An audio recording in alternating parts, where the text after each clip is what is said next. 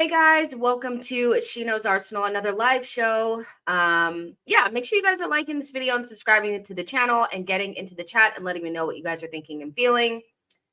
Let's get the obvious out of the way. I'm tired.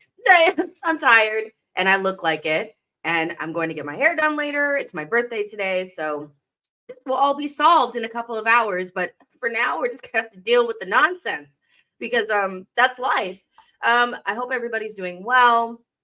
I'm just going to wait for a couple more people to get in here, chit chat nonsense with you guys for a couple minutes while that happens. But on today's show, we are going to talk about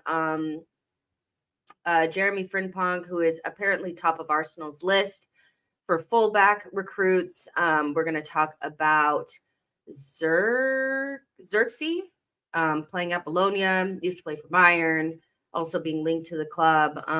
He's a striker. And also this one in, one out policy that Arsenal seem to have and how it's affecting our ability to move in the market. So yeah, like I said, just get in the chat. Let me know how you guys are thinking and feeling, But yeah, it is, what time is it? It's 5 o'clock in the morning. I barely made it, y'all. I barely freaking made it. I woke up at 3:30. And I checked my phone to see if anything was happening. And I was just like, okay, we'll talk about this Jeremy Frimpong stuff, blah, blah, blah. And then I like half fell back asleep and then woke back up. And then it was already 4 o'clock. And then I was rushing and all this kind of stuff. Like, it's been doing these 5 a.m. shows. It's 5 a.m. here for me. And it's like 1 p.m. in the UK time. The reason why I do it that way is because 1 p.m. is usually a good time to do shows. And so I just suffer, I just suffer for the sake of the content. It is what it is. We will survive, but trust and believe when it gets to about 3 p.m. after I do that 9 p.m. UK show, I'd be ready to go to bed. Okay. I'd be ready to pass out. Let's see. There's a lot of you guys wishing me a happy birthday. And I really do appreciate that. Super nice. Super sweet. I really appreciate it. I am turning 21. And that's my story, and I'm sticking to it. The Arsenal Perspective says, smash the likes on your way in, peeps. Make sure you guys are doing that. Damian Kelly says, why can't I see the show? I think that was just right before, but you should be able to see it now. Gabby Gold says, nice glasses, Jess. Thank you so much. My trusty, dusty glasses. You guys know I will always take that opportunity to put these on my face and just go about my day. Leopold says, happy birthday, Jess. Thank you so much. Goon says, happy birthday, girl. Thank you so much. Let's see. Boy says it's 5 a.m. in LA. Definitely, for sure. It is 5 a.m. Damien says, I like Sesko and Boniface. I don't know about Boniface, y'all. Like, he's had 2 ACLs already and he's injured now. I think I'm going to very much so cross him off my list. Still, very much so cross him off my list. Sesko, though, we can talk about that. I do like Sesko as well. Prime says, happy birthday. Thank you guys so much. I really appreciate it. You guys are the best. Gabby Gold says, Bowen out for a few weeks. Paquetá maybe out for 2 months. Kudus and AFCON. We should be looking to sell one of our Hale M boys there. I have seen that, West Ham are actively in the market looking for players to replace those players. And they're ready to spend some money. They have been linked to the likes of Eddie Nketiah and Reece Nelson, but Arsenal are on their nonsense. They're very unserious. And so, they'll probably end up buying Bergwijn from Ajax. He's linked to them, as well as some guy named Clark. I think he plays for one of the championship clubs. He might have played for one of the clubs that does he play for Sunderland? So it's a nonsense. We could easily, between Crystal Palace and West Ham, move Reece Nelson and Nketiah on and use that money to reinvest into some position. It doesn't even have to be the striker position. And I guess this leads me straight into the conversation. I just want to touch on it. This 1 in, 1 out nonsense that Arsenal are all about, because it just kind of feels like to me, like they have this weird policy of like, okay, yeah, we want to bring in a player, but until this player leaves, we can't bring anybody in. Like, they can't afford to have any overlap, or, if you can't immediately replace the player, then it's like, oh my God, I can't do this. It's like Arsenal, like Reece Nelson and Nketiah are filling in numbers right now. Reece Nelson more so than Nketiah, but we would not miss Nketiah. I'm telling you, if you sold Nketiah and did not replace him with an attacker, We would get to the end of the season and not a single Arsenal fan would have been saying, oh, we probably should have kept Nketiah just for the odd goal against Sheffield. He doesn't score away. He barely scores at home. What would we be missing him for? And it just agitates me just a little bit that like we don't have like that ruthlessness where it's like, okay, well, at least we know that at this moment in time, West Ham and Crystal Palace are as desperate as they're going to be. As desperate as they're going to be. Think about the desperation that some Arsenal fans are on just to get Amadou Onana. When we get to the summer and we have not bought Onana, not a single Arsenal fan will be talking about him because they'll start talking about other targets that are much more attractive. That's just how it goes. When you're in January, you're desperate. And so it works in the other direction for us. We have players, when we get to the summer window, no one's going to want them because there'll be much better options there and they won't be as desperate. You won't be able to sell Reece Nelson and Nketiah for decent money because there'll be other players available. And so I don't understand why Arsenal don't think with their thinking caps for 1 second and say, listen, we'll probably get 30 million for Nketiah now. But when we get to the summer and we're ready to sell and ready to replace, we'll probably get significantly less or it'll be more difficult to sell him because nobody will want him. Why don't you just do it now? Even if you don't reinvest. Nketiah leaving is not going to cripple our season. I guarantee it. I put money on it. He's just not that guy. He's not going to, his goals are not going to be missed. The 3 goals that he scored against Sheffield are not going to be missed. It's just not. The fouls, we're not going to miss those. The missed chances, we're not going to miss those. We're not going to miss those. So like there are teams that are going through injury crises right now that we could sell these players to.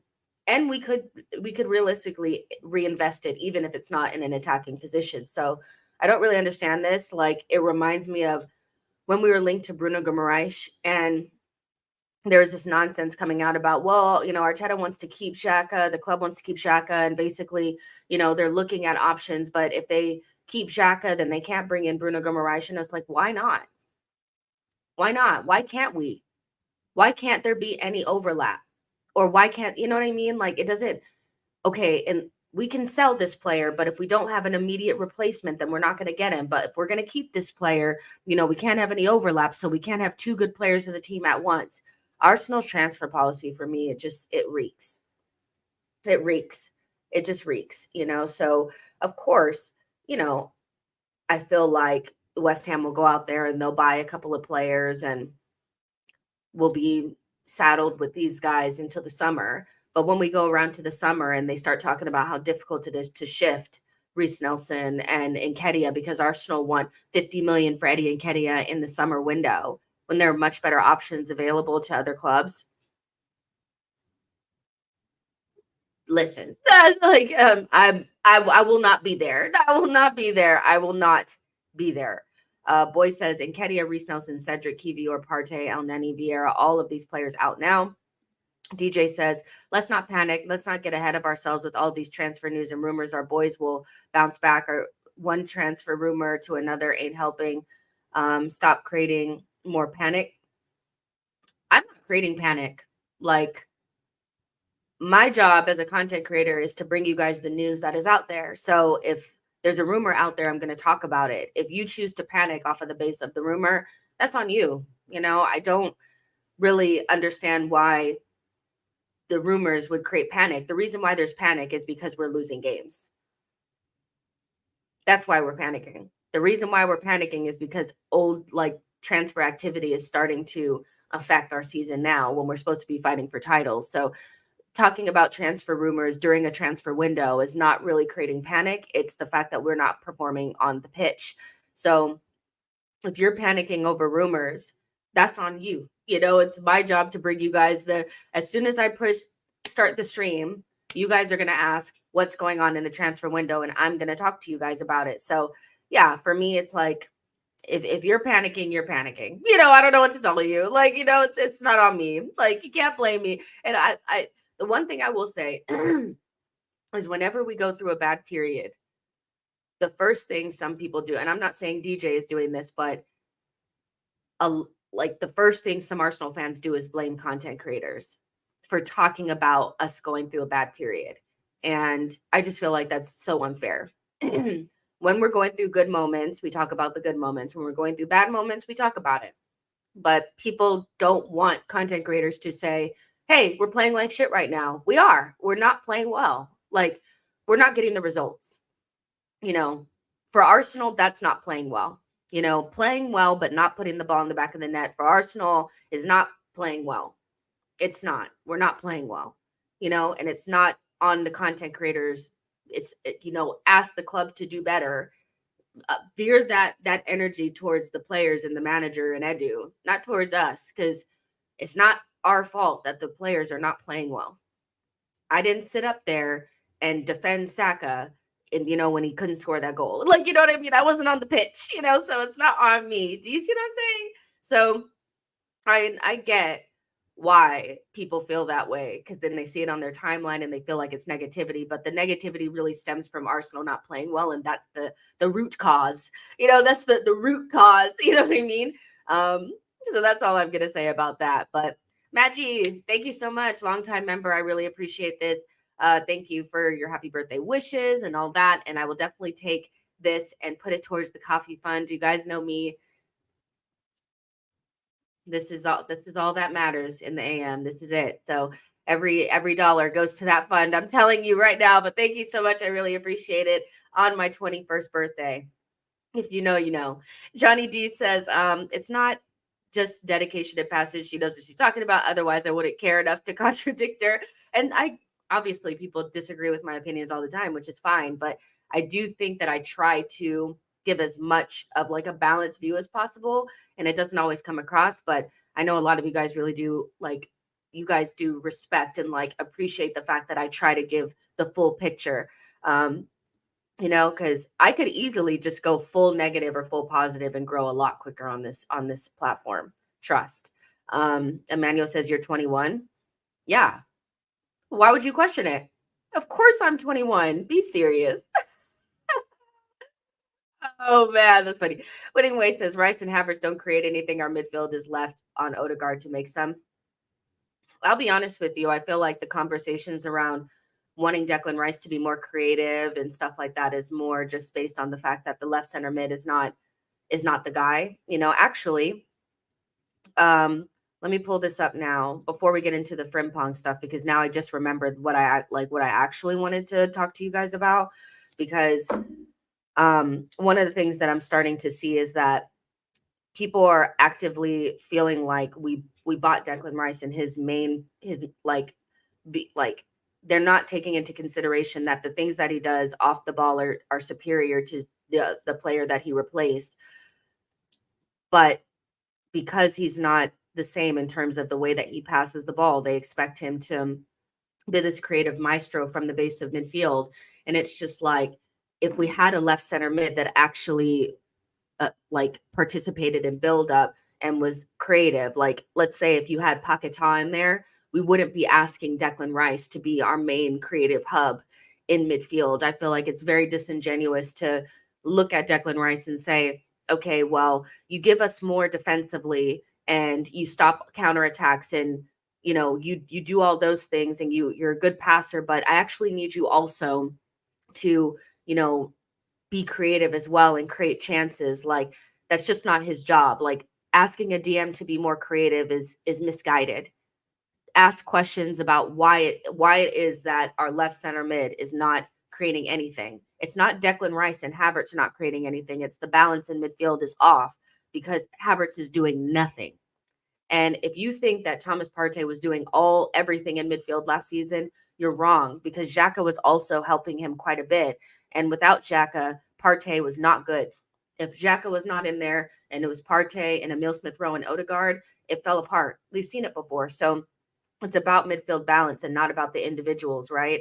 And I just find that I feel like the feeling around Declan Rice is, well, I have to have somebody to blame, so I'm going to blame this guy. And it's like, it's totally misguided. Declan Rice has been fantastic for us. And what you get in terms of like elite ball winning and ball retention needs to be balanced with a left center mid that does left center mid things, that actually gets into the attack, scores goals, is a part of buildup, all those types of things. Like, we're not getting any of that. So this came out from like Mark Stats, I think. This was last season. So I could have done this better in a presentation and stuff like that, but bear with me, guys. I'm barely alive, okay?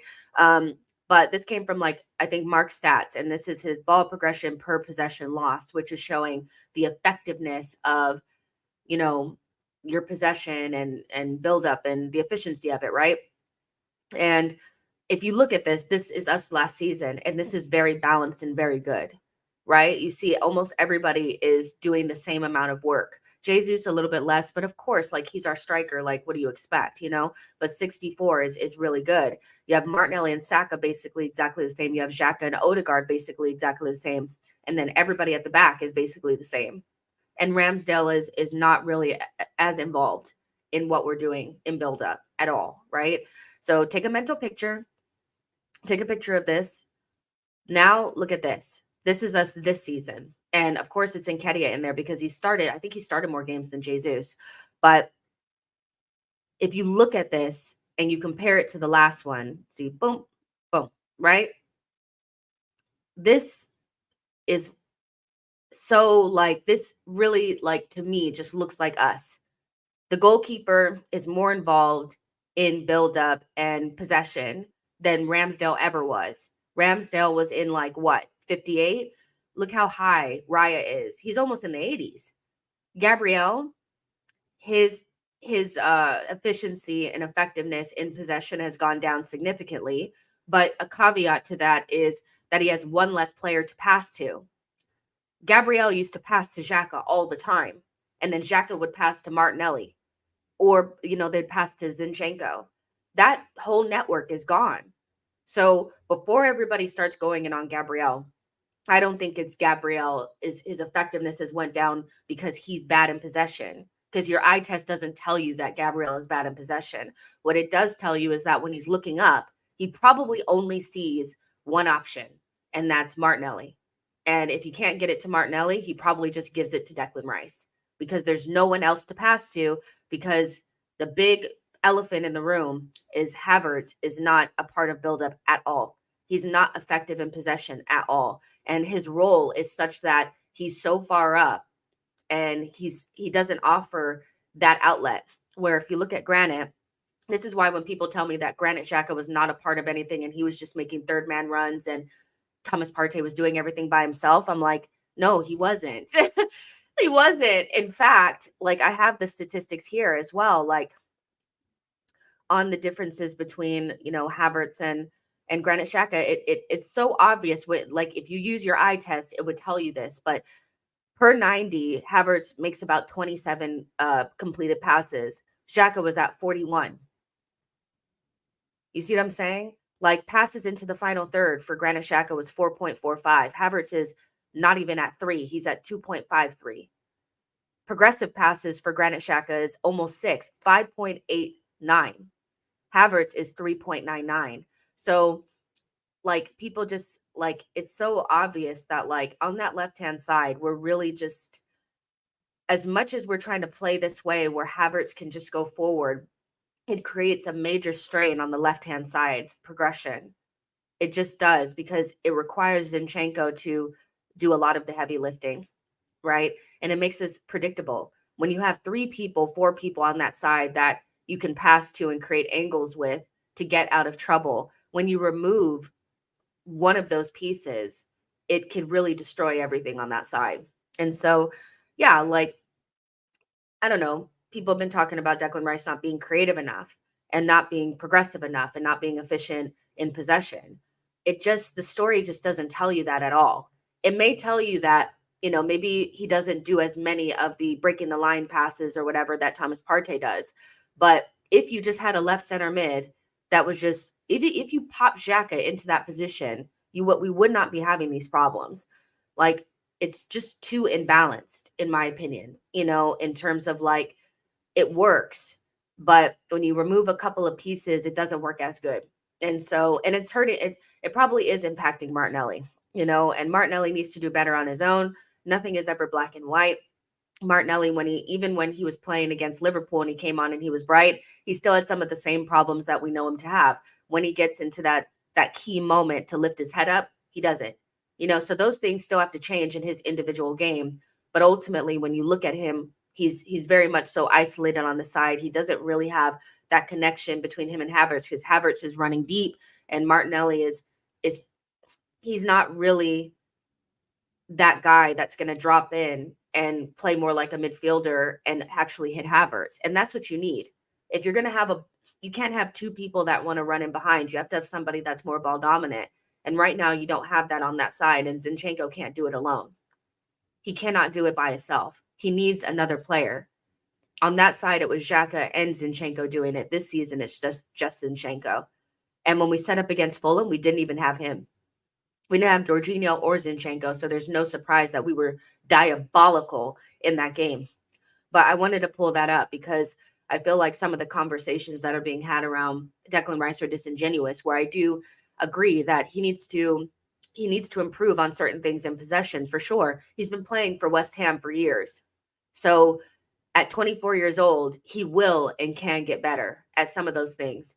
But the idea that he's holding us back in any way, I think completely disregards the fact that he's playing, most games with this player when Thomas Partey was playing with this player in a way more balanced team, and Thomas Partey's only good season at Arsenal, complete season, was this one. So before people start telling me that he was great the seasons prior, he was not, so let's not even go into that conversation. You need a balanced midfield, So yeah, Aris, thank you so much for your super chat. Says, big up on your Earth Strong birthday.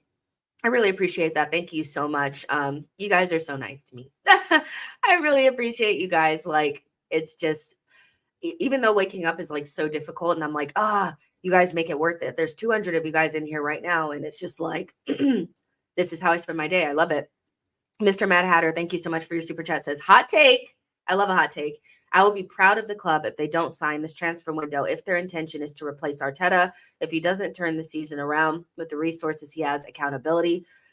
I actually like this take a lot because I've been saying this too. Like, I feel like they need to start looking at how much resources he's wasting and hold him accountable to the decisions that he made. If the rumors are true that he had to convince the transfer team that Havertz was a good signing for us and it's already crashing and burning in January, not that Havertz has been terrible. I think he's had good games, but ultimately having a player that can do a job for 65 million is not what we needed. So if he had to convince people to do it and they wanted to bring in somebody else or do something different with that money, then they shouldn't give him more money to spend. They shouldn't. They should make him work with what he has. I think they've supported him quite a bit. And right now he has a lot of wastage on his bench. He has a lot of wastage in the starting 11. And it's just like, you've done a lot to bring in a player that we didn't need.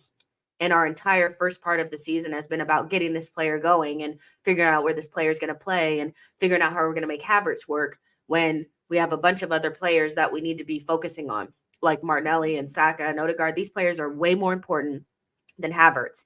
And so because you made our entire season about this guy and getting his confidence up, I don't know if it was an ego trip or what, bringing him in. I don't know, arrogance, whatever. But he kind of needs to reap what he sows. Like, you know what I mean? He kind of needs to sit in his own mess and untangle the web. They shouldn't give him more money to spend. It's just nonsense. Tawana says, if Arsenal don't get nobody in, not even on loan, with all these links to players, then the club isn't going to win nothing this season. The damage was done in the summer. The damage for me was done in the summer. I just, even if you were to bring in an Onana, what is he going to do for us? What is he realistically going to do for us? He's not, like, there's not really anybody in this January window that we can bring in that's going to make a significant impact on our season. The damage has been done, So yeah, Arteta made a horror decision in the summer. Spend big on Havertz and Raya. Both are not required. Boy says, never mind that he absolutely styles on reserve football. Stacksham says, hello, Jess in chat. Ton says, no one asked for Havertz and Raya. Arteta thinks he's so clever. He just needs to kind of sit in what in what he's done. I feel like he needs to find the solution within what he has. He has a very expensive squad that he's assembled that he needs to find solutions within. I think he found a little bit of one of those against Liverpool, where a more balanced midfield, at the very least in the short term, is Jorginho plus Rice. You know, at least in the meantime. It's a shame that we couldn't just have Declan Rice play in the 6 and have somebody better in left center mid that could do the creative job that we're trying to ask our fucking center backs in DM to do. Nonsense, but we don't have that. So the best option for us probably right now is to have Jorginho in the 6, which isn't going to work every single game, and have Declan Rice in the 8 or in a double pivot, to bring that balance, and then just play Havertz up front, for a little bit, because right now it's just, we need to just figure out something. We've been bouncing between those two ideas all season. We started off with the Havertz, Rice, Odegaard. It didn't really work. Then we kind of played 5 games or so, basically from like Man City on, with Jorginho, Rice, and Odegaard. And then we switched back to Havertz, Rice, and Odegaard, and it worked for about 5 games or so. And then it broke apart against Fulham because we don't have Zinchenko. So as long as Zinchenko's not playing, this is the midfield that you have to play with Jorginho in it, because again, like I showed, this is what we started off with against Fulham without Zinchenko. So put Kivior there. There is no way we were going to progress the ball. No way we were going to progress the ball. And no, one person cannot be your only valve of progression. So you have to have multiple ball progressors in your team. That's how I feel, Let's see what you guys are saying. R says Kudus went to West Ham for 40 and Madison went to Spurs for the same money. Yeah. Toan says, would you have been against Tielemans, Jess? Yeah, for sure. I would have been against it. I was against it in the summer because now obviously Tielemans looks good because we don't have a player of that profile in our team, and we're desperate for it. Tielemans is not even as good as Xhaka, so of course, like when you're starving, anything looks tasty, right? So like a Tielemans or whatever, when you're desperate, looks good. But ultimately, we watched the tapes of Tielemans not being able to run off the ball, getting beat, looking weak, so he was never going to be the answer. Do we need a player of that profile? Absolutely. But we had the world at our feet in the summer. We could have bought that player in the summer. We had one of the most attractive projects in Europe this past summer that went by, and we did not take advantage of it. So Tielemans would have been an underwhelming signing based on that, based on the fact that in that summer, we could have went a couple of levels ahead or top of Tielemans and got what we needed, but we didn't do that. And so of course, like a Tielemans looks good right now, and Onana looks good right now, but these players are not good enough. They're not good enough. Arsenal need to think bigger and start bringing in players that are actually going to make us better, not players that are just going to fill squad spots, not players that just give us a different look. We're beyond that now. The versatility, bringing in players that can play multiple positions and give us different looks, that's done. Bring in your KDB. Bring in your Van Dijk. Bring in players that are actually going to take you up a level. Stop just bringing in numbers, because it doesn't work.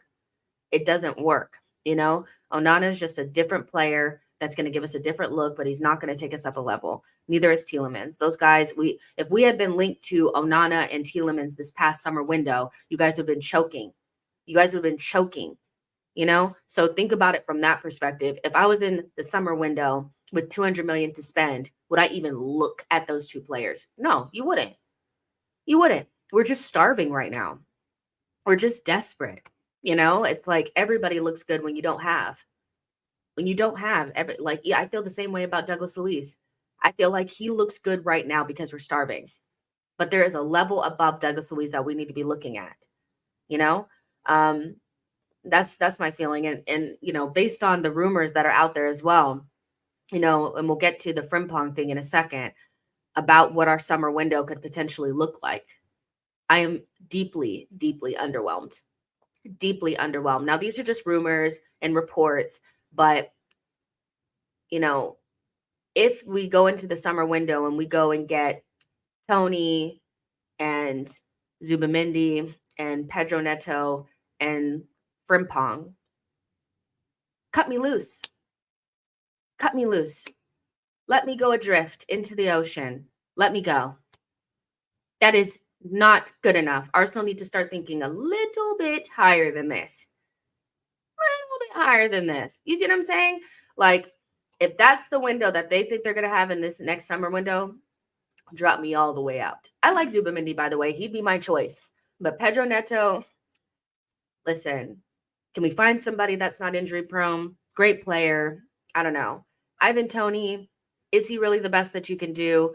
What does Brentford have on us? Are we beholden to this team? Is it the fact that we're getting Raya that means that you retroactively have to get Tony? Why can't we look at other strikers that have more and are younger and better if we're getting into the summer window? And Frimpong,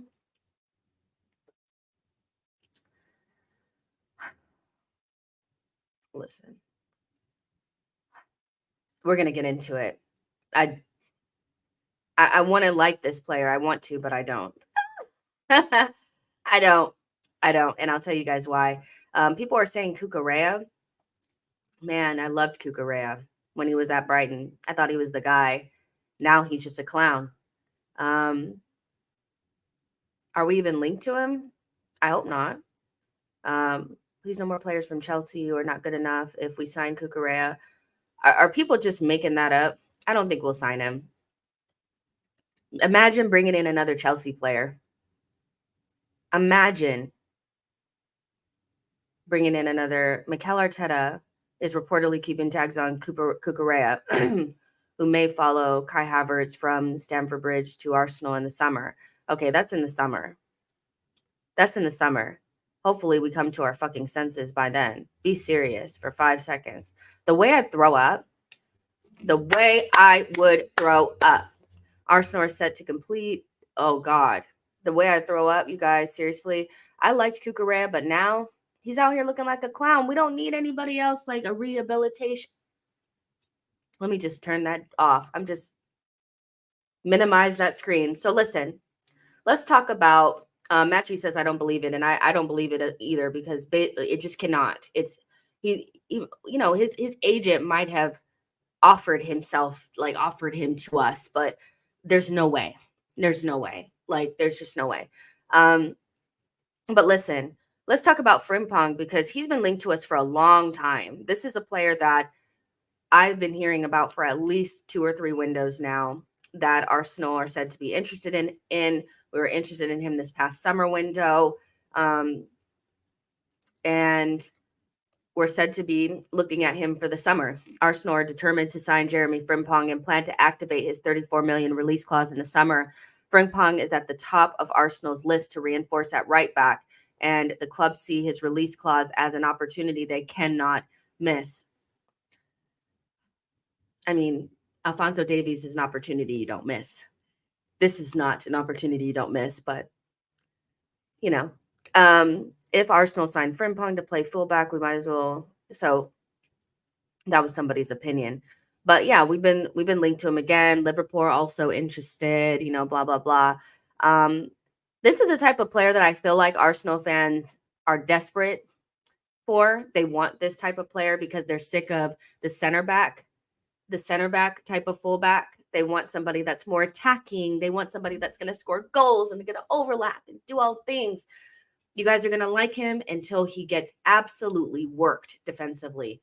This guy is a failed winger. I'm telling you now, he is a wing back and nothing more.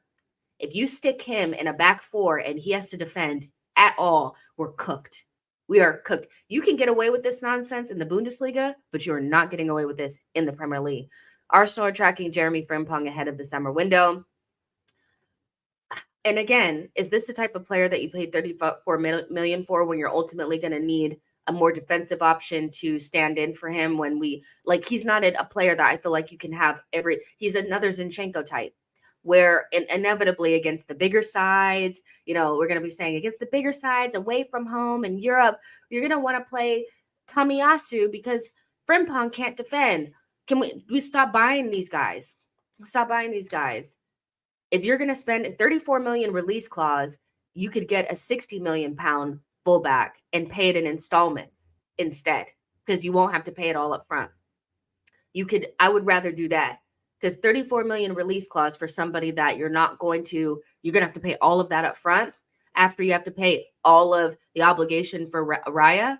We're already 60 million pounds in and haven't solved shit. This guy, no, go get a real fullback. Go get a real fullback. He falls straight into the Arteta book of, I need different tools for different circumstances, and you're going to use Frimpong for these games, you're going to use Tomiyasu for these games. No, just get somebody who can play all the games. Get somebody who can play all the games.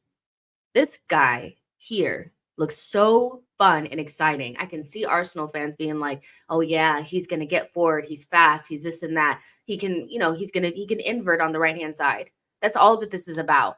He's going to invert on the right-hand side, and then you're going to shift everything over and blah, blah, blah. The inversion on the right-hand side, play Timber on the other side, whatever. But if he's asked to defend at any point, this 5'7", 97-pound guy is not going to do anything. He's not. It's Bellerin. It's giving Bellerin to me.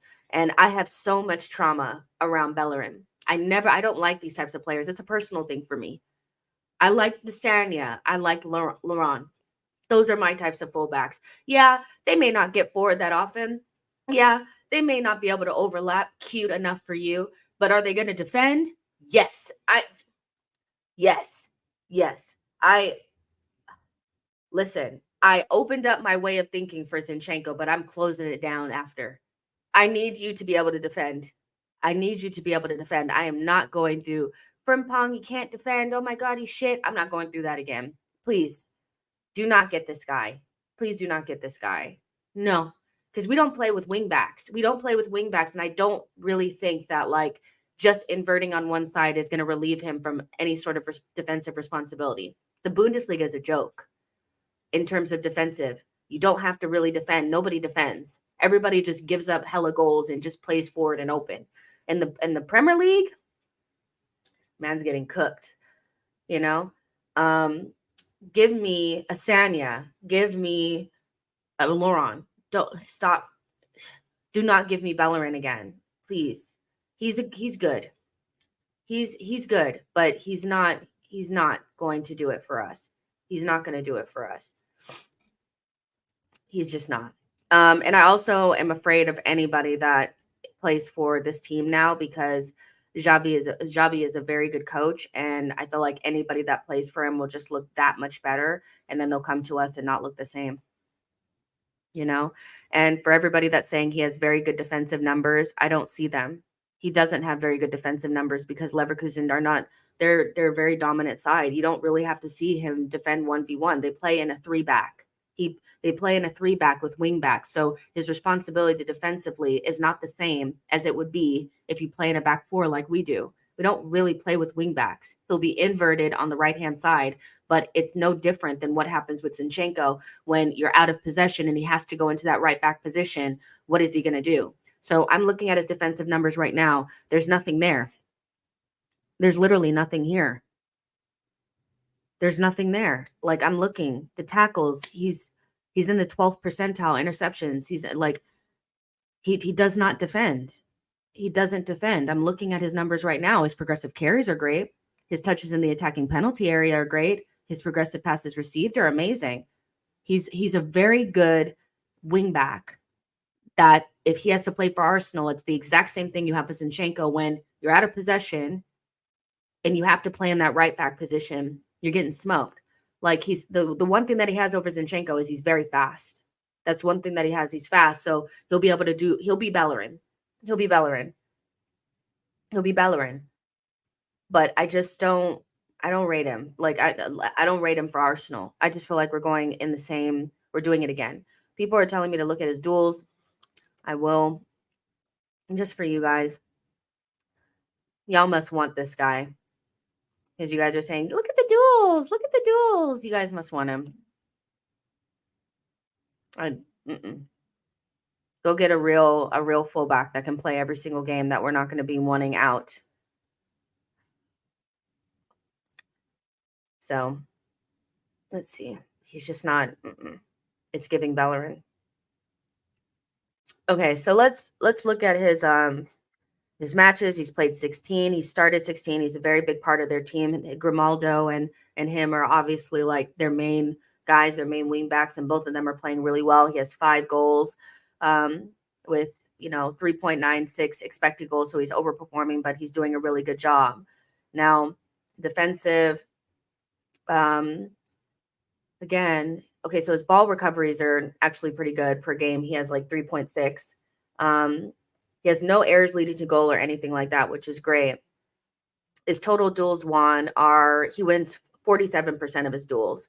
His ground duels won, or he's 48% of duels won, 43% of aerial duels won. And so he's not terrible in terms of like the duels and all that kind of stuff. And he's not somebody that makes mistakes leading to goal. His recoveries look pretty good, blah, blah, blah. But that's in the fucking Bundesliga, and you're not going to gaslight me into thinking that the Premier League is anything like this. So that's it. It's easier for you to defend when you have 3 center backs behind you. That's all I'm going to tell you. But I've already locked my mind off. I've locked my mind off. Like you would have to do a real number on me to make me think that this guy is what we should be bringing in now. Thinking about it from the perspective of Arteta usually brings in players that I don't like, so there's probably some legs to this one. This is not somebody that I would want, but this is probably somebody, because statistically going forward and in possession, this player looks really good, right? So basically let's call him a more, he's not really a passer. He's different. Like he is like to me, he's like a midfielder forward in that goes forward from the back line. Like that's, he needs a ball progress or whatever, but how could he play for Arsenal? On that right-hand side, somewhere in the midfield, he could overlap, which would help Odegaard and Saka, because you guys have been whining about no overlaps for years now. So, he would do the overlapping. Timber, I guess, would play on the other side, which I guess is okay. I prefer Timber to play on the right and for us to get maybe somebody on the left, but maybe Arteta feels like, okay, Timber can do the left-hand side and this guy could do the right-hand side. And again, then you have the unpredictability about being able to invert on either side, depending on who your center backs are. And he would give you dynamism, like he would give you speed and the ball progression, and he can dribble and all those types of things, things that Arsenal fans would really like when we're in possession. He's a good player. He's just not my type of player. So I'm gonna say what I have to say, but let's see what you guys are saying. Carl says, I guarantee if we can sign Frimpong, and we will, and the club will want him, he is a special player. Fair enough. You like him.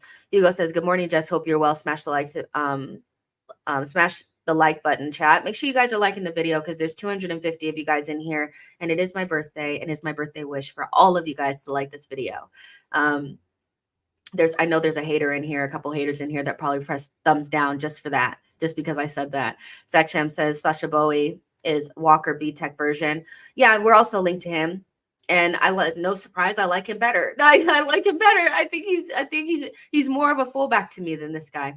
But this is the type of player that Arteta would go get. Somebody that his main attributes are outside of what his position require. So yeah, we'll probably do the Frimpong, because you can't just buy a fullback that fullbacks, Saksham says Grimaldo is levels above. We should have signed him in the summer. He was free. MM says, look at Grimaldo last year at Benfica. He got cooked defensively. Now he's in the Bundesliga, and it overshadows his defensive flaws. The Bundesliga is just, if you actually watch, I don't watch the Bundesliga every week, but I do try to tune in as much as possible. And when I watch, the first thing that I think is nobody defends and everything is wide open. So you have to really look at, I wouldn't want to buy I wouldn't really be that excited to buy defenders from there, and I wouldn't necessarily be that excited to buy attackers from there because everything is so skewed. Like I feel like you have to really look at it hard. You know what I mean? To see if you're really getting what you're buying. Because it's just so wide open. I saw Boniface score a goal the other day that was just like you'll never score that in the Premier League. You'll never have that amount of space. You're never gonna find freaking Wirtz at the center circle just standing there, ping a pass to Boniface, have three guys around him that just kind of run next to him, and he just cuts the ball inside, slow roller, and the goalkeeper dives over it and it goes in the goal. Like, you're just not going to find that in the Premier League. So I have to adapt my thinking and think, is this going to really translate to the Premier League? And where I think like Boniface's like physicality and pace and all those things will adapt really well, I think some of the goals that he's scoring and some of the moments that he finds himself in won't translate because the Premier League is so different. Now, can he adapt? Absolutely, he can. But when you look at a defensive player or a player that plays as a wing back, you have to think about Nuno. Nuno obviously is not as good as Frimpong, but he suffered as a left back at Arsenal because Arteta's not going to modify he's not going to play a back three to suit a wing back. So he's going to have a player that in possession is doing all this nonsense, inverting, you have to be here on here, you have to be overlap here, you have to do this and this. And then when you go defensively, I'm just going to let you get cooked. I have to remember what I've seen. And I cannot overlook how Tavares looked, who's a natural wing back in our system, how Zinchenko looks in our system, and think about this guy and say, how is he going to look in our system? How is he going to look in our system? Like, I feel like it's that's how I'm thinking. Despite me watching him and saying, oh, that's a really exciting player. I can see it. I'm like, very exciting player. That looks fun. But it's only fun until you get cooked going the other way. That's all I'm saying. Mr. Happy says, looks at Guisai, or Guirassi, above mediocre in France and now cooking in the Bundesliga. JP says, happy birthday, Jess. You're the best there is, 100%. Thank you so much. I really appreciate it. Mike, thank you so much for your super chat as well. Again, you guys are adding to the addiction. And I mean, it's a safe one. Caffeine it's not that bad, right? But thank you guys so much. I really appreciate all the birthday wishes, and I appreciate your super chats and all of that. It feels really nice. And of course, I love spending my days with you guys. So this is amazing. Let's see. Chris Fraser says, I'm half German. Midfielders are usually fine. CBs can be good. Never buy fullbacks. Do a lot of homework on strikers. Wingers are usually good. Thank you, Chris. That's what I'm saying. You have to apply your knowledge of the league. And that doesn't mean that players in the Bundesliga cannot play in the Premier League, but we've historically seen them struggle a little bit, especially the attackers, because it's just not the same. It's just not the same. The space that you get, it's just different. And somebody said this, like, the reason why Xabi is doing so well in the Bundesliga is because he's a tactical manager, and most managers are not. And I'm like, when you think about how tactical the Premier League is, even at the very bottom, well, you're going to struggle against the likes of Luton, for God's sake. It is just not the same, And so I think about players like Lamptey, who is basically like a non-factor at Brighton because he's this type of guy. He's this type of player. He's small and can, progress the ball and dribble and do all these types of nonsense and overlap. But at the end of the day, sometimes you're just going to need somebody that can defend. You're going to need somebody that can actually do it. I actually think the best place to buy fullbacks and defenders is Ligue 1, the French league. I think they do the best with defensive midfielders, center backs, and fullbacks. That's where I would buy those players from, if I'm honest with you. But the Bundesliga, you're playing with fire. You're playing with fire. I'm telling you, you're playing with fire. That Bundesliga is not it.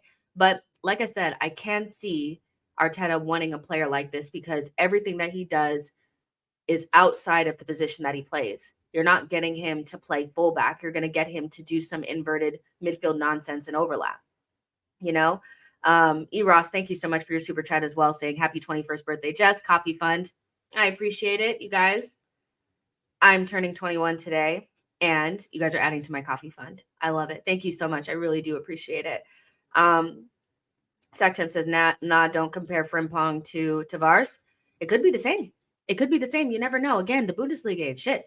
It's really not that. Like it's not the place where we should be looking for defenders and stuff like that. But again, Arteta's not looking at him as a defender. I'm pretty sure he's looking at him as somebody that's going to invert from right back and be in that right half space with Saka overlapping. And that could probably help getting a more attack-minded player in that position next to Odegaard and Saka could help them unlock defenses a little bit more, but you are still going to have the moments where you're going to say, let's just put Tomiyasu in on that side because, they're going to make him defend, and I'm just not into it.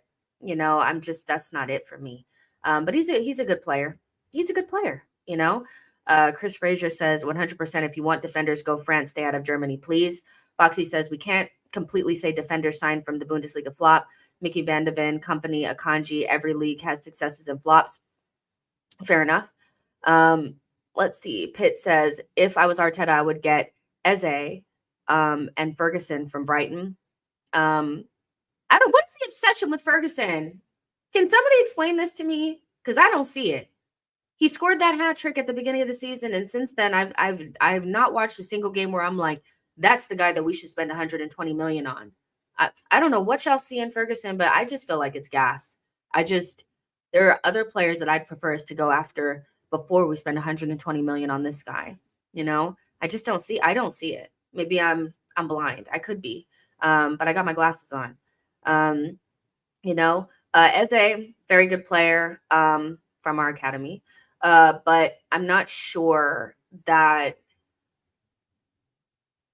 if I had to choose somebody from left center mid, that's who I would go get.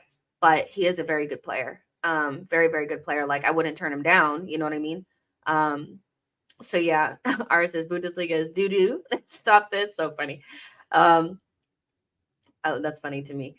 Social Join says, nah, I'm over Eze doesn't have the energy to play the tempo needed. I feel like there's some obvious picks there, depending on what you want your left center mid to look like. You have somebody like a Paquetá who is responsible defensively. Like he's not somebody that's going to get overrun. If you're looking for through passes and somebody that's like, is kind of like a final pass guy, you have that with him. He's pretty high for through passes for Premier League midfielders. I saw a chart yesterday. And I think he could balance out Odegaard well if the roles are balanced correctly. He could. And he wouldn't leave us astray defensively. Like he's not somebody that's going to sit in a double pivot, but he's definitely not somebody that just gets ran over in midfield. So he's somebody that I would look at that could probably play at our level and at our level. He could do that. Then you have a player like Bruno Guimaraes, who I don't want anymore, but is different to Paquetá, but could offer that double pivot look. Declan Rice and Bruno Guimaraes in a double pivot where Bruno Guimaraes is more of the 8 and Declan Rice is more of the 6. Chef's kiss. Odegaard wouldn't have to do shit but sit in the pocket, so it depends on what you want. There's tons of different ways that you can look at left center mid. You could look at it as Declan Rice needs to be left center mid and bring in a DM that's more of a Jorginho. Everybody thinks about things differently. There's not one way to be good in midfield and to balance it out. The problem you have is that the one thing that it is not is probably the way that we have it set up now, where the midfield can't function without a left back inverting and doing all the ball progression for the left center mid. That doesn't work when your left back is injury prone, and I just feel like at some point you need to have 3 midfielders that do the midfielding, you have 4 defenders that do the defending, and you have 3 attackers that do the attacking. When you have too many people playing outside of their position and moving forward and moving backward, it just creates a lot of confusion and the system breaks down very easily once those players are not there, So it just depends on how you see the midfield, and like I can see why some people want Paquetá. I can see why some people want Zubin. I can see those things because there's more than one way to skin a cat. There's definitely more than one way. Aris says we need an elite level controller deep. My cheap choice is Zubimendi and play a double pivot with Zubimendi and Declan Rice and let Odegaard do the 10. That's my cheap option if I'm on a budget. But if I'm going for the real. And I'm like, I'm about to fuck shit up. Like I'm actually about to do the business. I would sacrifice other signings to go to Barcelona and say, what would it take to get Frankie de Jong out of here? I think he's the perfect player for left center mid for us. He doesn't score goals. But you don't need him to score goals if you have a striker that strikes and he's in there progressing the ball. He's a good passer. He's a good ball progressor. He does some of the defensive work. To me, Frankie de Jong is a world-class midfielder, in my opinion. And that's what I think we need, And so blow the budget. Boy says blow the budget. You blow the budget on players. You don't blow the budget on Havertz. You blow the budget on players that are going to change it for you. I said this the other day. I would take a striker and Frankie de Jong tomorrow and do nothing else. Nothing else. I wouldn't do anything else. I wouldn't. I would just be like, we're done. That's it. We're done.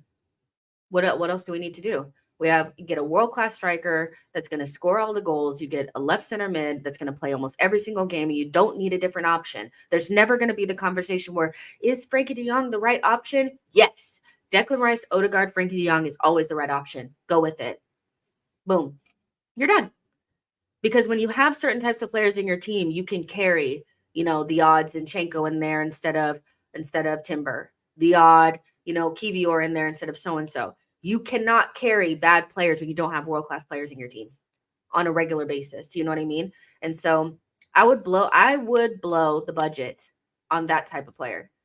I would not blow my budget on average guys. But because we have to rebuy in so many positions, we won't be able to go after players like that. But I kind of wish that we were in a position where we only felt like we needed 2 players and we could take 150 million with some sales, maybe 200 million, and go 100 million on the striker, 100 million on Frankie de Jong, and be done with the project. And we've completed it. But because we have to keep revising because we're making mistakes, you can't do that, But Winning Ways says de Jong or Barella. These are the guys. These are the guys that actually you blow the budget on and they take you to another level instead of continuing to have to rebuy because we keep buying players that don't really do it, So you got Frankie de Jong money with Havertz and Vieira right there. That's Frankie de Jong money right there. So Arsenal need to start think about the decisions that they're making.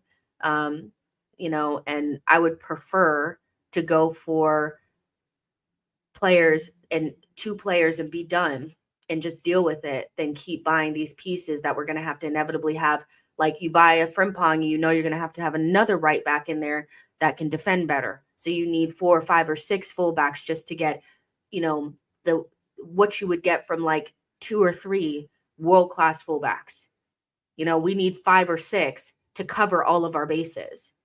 I'd prefer to just go get the people, just go get the guys, stop playing, go get the real people, but that's just how I would do things. But we're not there because we have to keep rebuying. JP, thank you so much for your super chat. Says, don't spend it all on candy. You know what? You guys probably don't have this in the UK if you're in the UK, but we have a ice cream company here called Jenny's. And when I tell you it's not ice cream, if you're an ice cream person, I'm an ice cream person. Jenny's is not ice cream. It's crack. It's so good. It's so different than I think Haagen-Dazs is top tier, but it makes Haagen-Dazs look like it came from the McDonald's machine. It's that good. And I think this $4.99 is going to go to a pint of ooey gooey butter cake, Jenny's ice cream. So thank you. So not candy, but ice cream. I love sweets. If you know about Jenny's, it's not a game, Kippy says, if you buy cheap, you buy twice. I agree with this. I think just, I just feel and the only reason why, the main reason why I feel like de Jong didn't end up at Manchester United was because Barcelona still owed him a lot of wages. I don't think Frankie de Jong necessarily wants to leave Barcelona, but I also don't think that they like him that much. I think if the right bid came in and somebody said, I'll pay the wages that you guys owe him, because Manchester United weren't willing to do that. They couldn't figure out the deal because he was basically sold to Manchester United for 75 million pounds. But it was the back wages that they had not paid him, I think, during the pandemic or something like that, where they couldn't find a deal. It's 17 million worth of back wages or some nonsense like that. I would spend 100 million on him and just be done. I'm done. Like I just want to buy the player and just be done with it. It's what Real Madrid do. They go out and buy the actual guy, and they can have fucking Nacho and these guys and Ceballos out there, but because they have 4 or 5 world-class players out there that they spent the money on, they survive. I like that process better than buying this guy here for a piece of midfield, this guy for a piece, because if you don't do it right, it doesn't work. And so far we haven't done it right. You know, Ari says De Jong times Rice times Odegaard starves on midfield for the next 6 seasons, and it's just done. You know, it's just, you know. But people are saying things like, we could never get De Jong. We could, if we were serious. We could. I don't. De Jong is not in some category of midfielder that we cannot get. I think financially we would have a bigger problem of getting him than footballing wise. You know, if you could tempt Barcelona into a sale and you could convince him that this is the club you need to be at, you could convince him. I don't think he's out of the range. He's not. He's not like asking Kevin De Bruyne to come. You know, it's not. He's at Barcelona. They need money. They don't like him. They have world-class midfielders coming through their academy like every single day. So eventually they are going to want to recoup the money for Frenkie de Jong. Like, and if he's not going to land at Manchester City, why not land at Arsenal? If we're a consistent Champions League club, why not? I don't understand why we couldn't get Frenkie de Jong. If we were serious, we could get him. If we're serious, we could get him, you know, but that's all I'm saying. Winning Way says Frenkie de Jong gives us amazing creativity, ball carrying, and just overall quality. So yeah, I agree with that. You know, it's like, but those are the types of players that you spend big money on. You know, you don't spend 65 million on Kai Havertz. And I know it's like beating a dead horse. It's not about Havertz. It's not personal towards Havertz. I like Havertz. He seems like a nice guy, and he's played well in certain games, and he's just doing the best that he can. It's not about Havertz him, but when you go out there and you spend 65 million on him, you know, it just doesn't make any sense. You know what I mean? For just somebody that gives you a different look. You know, Stool says it's not financials. De Jong loves Barcelona. He does love Barcelona, but Barcelona don't love him. You know, so it's unrequited love. They don't love him.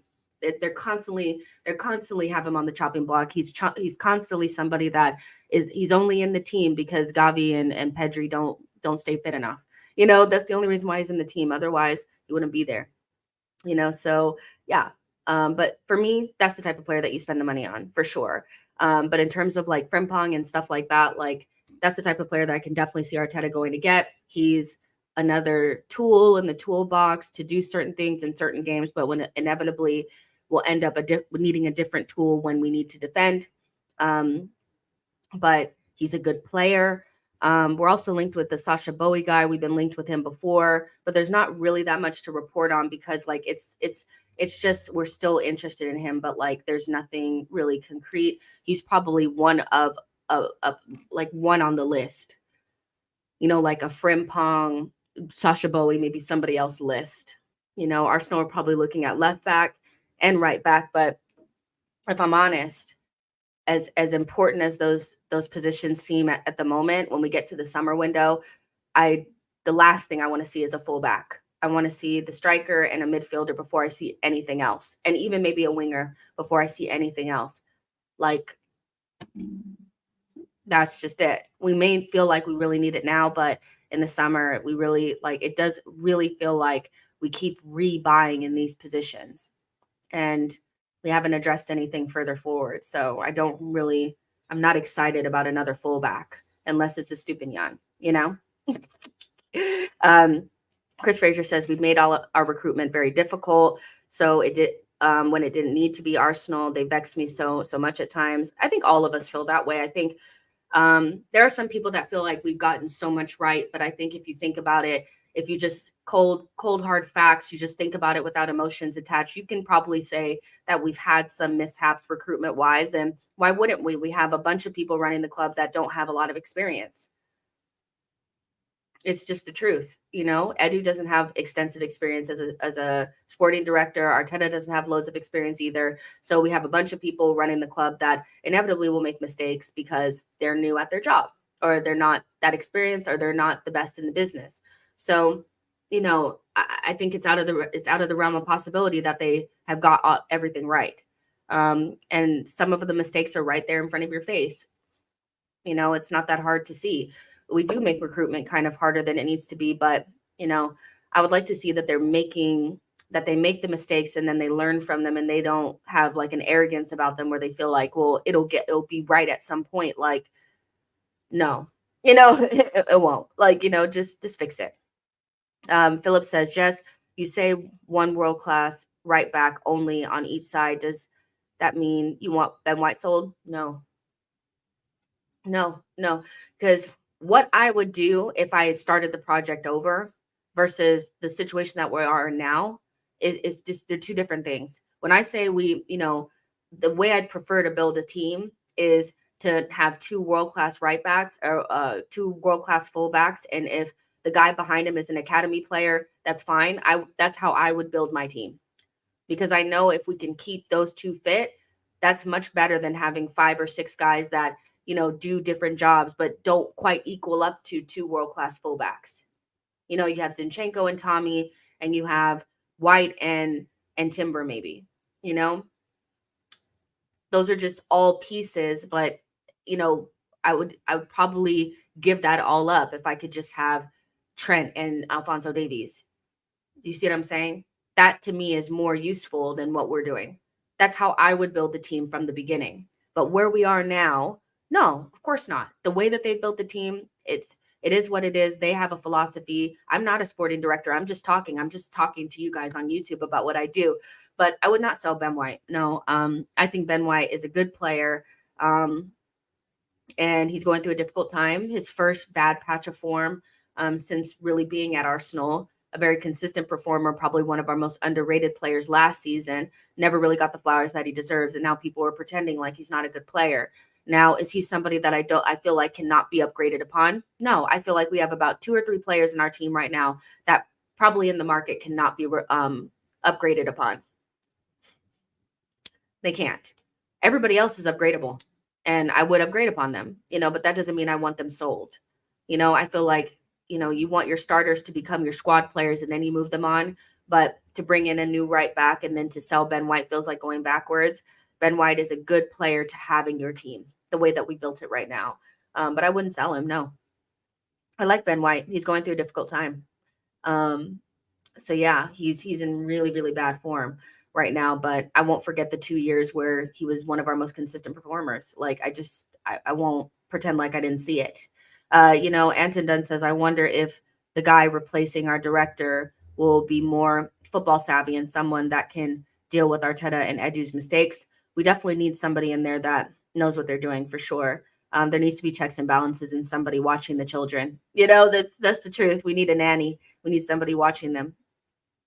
Easy says, I hate it if Arteta signed Onana, him and Rice would dominate midfield. So maybe you're not an Arsenal fan, but you would hate to see Onana and Rice. That's interesting. Winning Ways says, Zinni, Trossard, Jorginho need to go in the summer and buy better players for those positions. Peter says, Arsenal will never do business that makes sense. Fair enough. And Foxy says, world-class was Cafu. And Artie says, leave Ben White alone. Olu says, you can tell Onana is an Edu signing, just like how he wanted Partey. Edu fancies physical, dominant players. I'm warming to the idea of Onana. We will become the bully. Only if you really adapt your tactics for these players to thrive. I feel like if you want to go straight bully ball, because the thing is the way that I don't have a problem with our midfield looking more like Gilberto Silva and Vieira. I don't have a problem with that. Now, Rice and Onana are nowhere near the class of those two in terms of the technical ability that those two have. I feel like people genuinely don't understand how good of a technical footballer Vieira was. But in terms of the physicality and athleticism and being able to run through other people's midfields, that's kind of what you would have as a dynamic between Rice and Onana, with less of the technical ability. But So I can understand why Edu might be going toward that. When we first got to Arsenal, some of the first things that he did was get Gabriel and Thomas Partey. But they need to be on the same page. And if you're going to go with that sort of style, then you need to play more direct. I think one of the things that Arsenal have not done is truly leaned into this more physical style or these more physical players. We haven't leaned into it. When we do corners and we have players like Havertz and Gabriel and these guys, we have all these 6-footers in there. Put it in the fucking mixer. What are we doing short corners for? Why are we trying to be fancy? If you have a player like Havertz that you bought, have him, just run the channels, knock the ball down, do how he did against Manchester City, be more direct.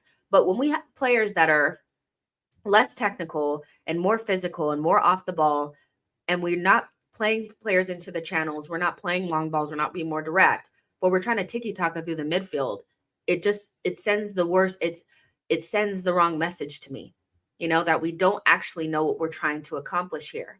Are we trying to be freaking tiki-taka, or we're trying to be a damn bully? Because I like direct Arsenal. The Invincibles were very direct. They were not tiki-taka. Tiki-taka did not start until we got to the Emirates and Arsene decided he wanted to be more like Barcelona. Before, we were very direct. One ball into midfield, one ball into Henry. Henry takes the touch, he kicks it in the back of the net. So, they have a player like Bergkamp that adds the creativity and the flair to it. But really, Gilberto and Vieira were getting the ball and running through people's midfields, passing it into the channels to the likes of Robert Pires and guys like that. So we can play that way, but you have to adapt your tactics to it. And one thing that we do not do is we don't play direct enough. We do everything in front of the back line. Everything that we do is in front.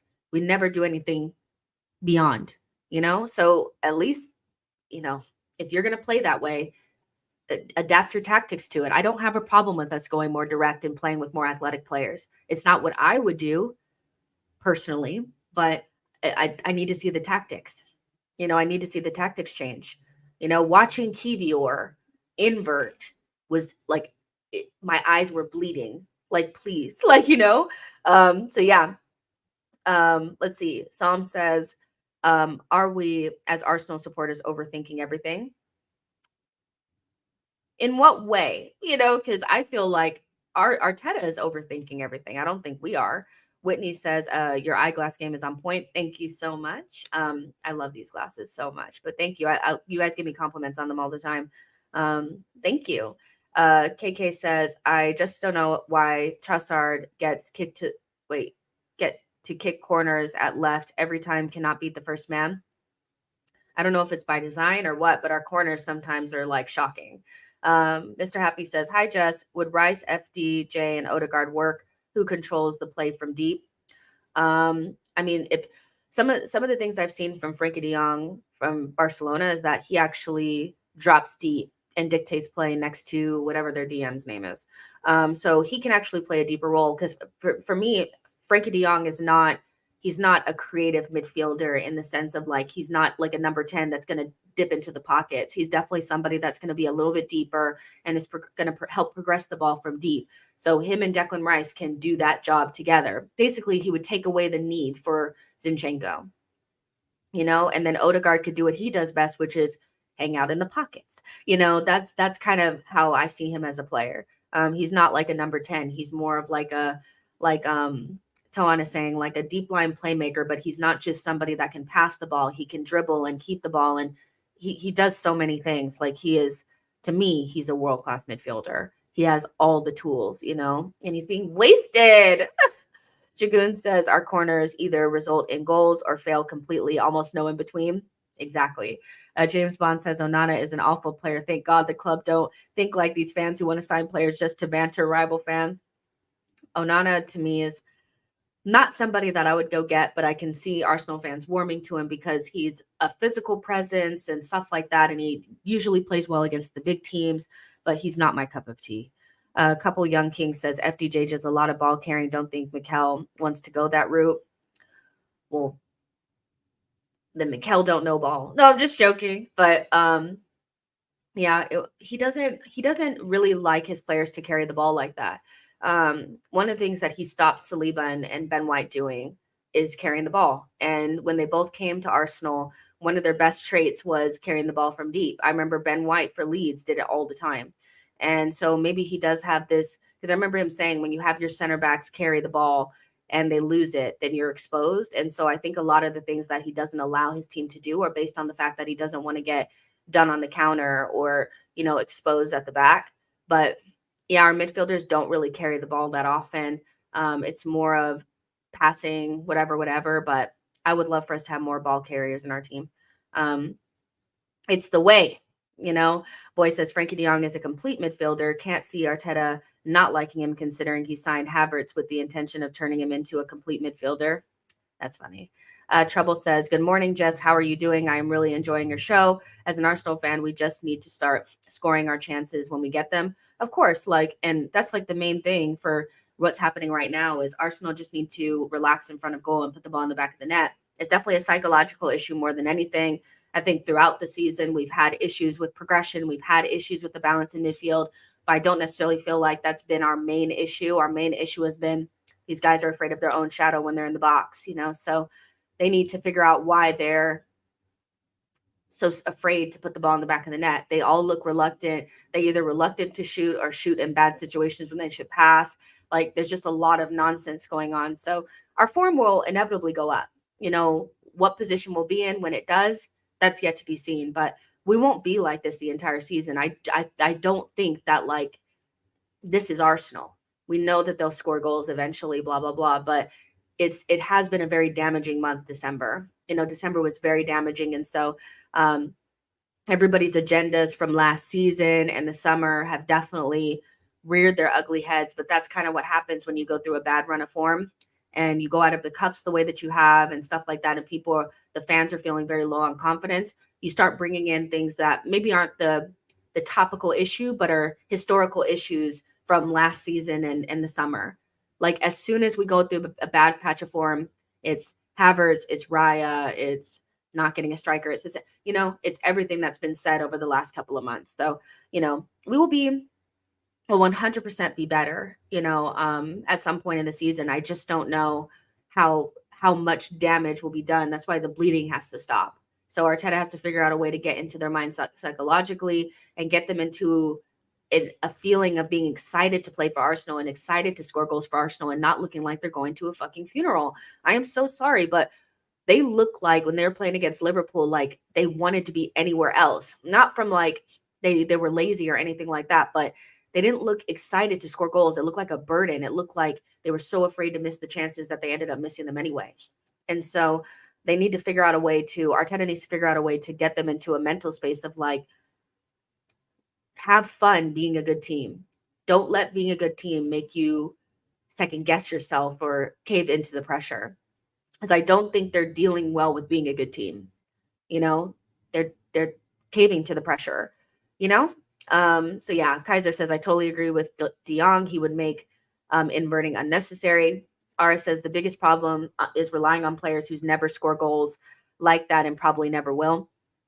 Yeah, relying upon players like Saka and Odegaard, who are natural creators first and scorers second, to be your main goal scorers, and also Jesus, and that's it's almost like it just writes itself. It's you have all your you have a striker that doesn't strike, you have two players that are more creator players that you're expecting to replicate their form of last season, and your main shooter is the worst out of the four. That's just typical Arsenal. But when you when you fail to prepare, you prepare to fail or something like that. Like we did not prepare for the season properly. Like there should have been a fail safe for a backup plan to okay, well, if Martinelli and Saka and Odegaard don't hit these numbers, who is there that's going to pick up the slack? We didn't do that. That was the simple thing to do. We just didn't, so yeah. Foxy says, what is the De Jong price tag roughly? It probably would take 100 million to get him out of Barcelona, to be honest. He almost went to United for 75 million, but again, there's additional things added to that. I think they still owe him wages, so it's going to be a lot, but he's worth it. I'd rather spend 100 million on that than 50 million on two players that don't do the business. That's where I am. Philip says, happy birthday, Jess. Thank you so much. Would love it if we were a big enough club to take world-class players from world-class clubs, but our CL history says we have to go for world-class potential instead. I like that thought process. But yeah, make sure that the players that you bring in, if you can't bring in a De Jong, which, I can understand why you can't, then, you have to be able to bring in players that have the world-class potential. And I think we've done that to a certain extent. I think Arteta was gifted two of those players in Saka and Martinelli. We have Saliba, we have Rice, and we have Odegaard, but you still need to add a couple more in there. Zubimendi is definitely somebody that, for me, has world-class potential. I love him. I would take him at Arsenal like that. You guys can let me know if you think Pedro Neto has world-class, potential, but Tony does not, so I don't want to see him anywhere near Arsenal in the summer, but yeah. So guys, we're going to go ahead and get out of here. I have to go get my hair done and do birthday things and do some other work and stuff like that. So if I do the afternoon show, it'll be a little bit earlier. It'll probably be at either 8:15 or 8:30. So I'll keep you guys updated. So make sure you guys have your notifications on for that. Because my hair appointment is like a couple of hours after that. But I really enjoyed this. Thank you guys so much for all the super chats and the kind words about my birthday. I really appreciate it. And hope you guys enjoyed the show. And I look forward to talking to you guys either later on today or tomorrow. Oh, actually, no shows tomorrow because I'm doing a feature with 4021. It's an online like media magazine and stuff like that. So I actually want to be available tomorrow, but I'll be back on Friday. So don't worry, I won't be gone for too long. But thank you guys so much. I really appreciate it. Like the video on your way out, and I'll see you guys in the next one. Bye, guys.